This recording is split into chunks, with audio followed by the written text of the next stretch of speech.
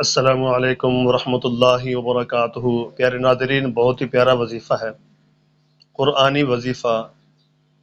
اس کی بہت زیادہ برکت ہے حدیث پاک میں بھی۔ اس کو آپ کریں تو آپ کے دو کام انشاءاللہ ہو جائیں گے۔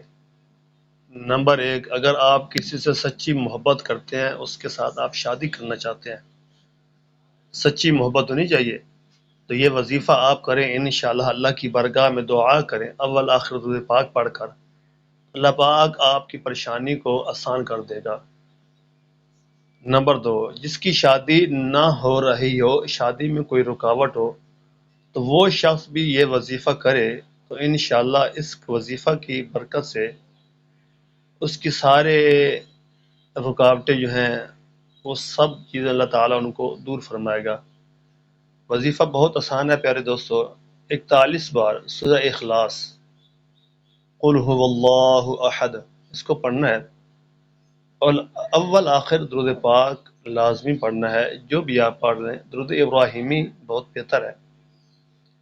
پڑھ کر اس شخص کا تصور کر کے سو جائیں۔ نماز عشاء کے بعد یہ وظیفہ کرنا ہے، کسی اور وقت بھی کرتے ہیں تو پھر بھی جائز ہے۔ صرف یہ جائز کاموں کے لیے کرنا ہے، ناجائز کاموں کے لیے کریں گے تو سخت نقصان اٹھائیں گے۔ اور یہ وظیفہ مسلسل 41 دن تک کرنا ہے۔ اس عمل سے انشاءاللہ آپ کی یہ دونوں پریشانی اللہ پاک دور فرمائے گا۔ اللہ میں دین کی محبت نصیب عطا فرمائے۔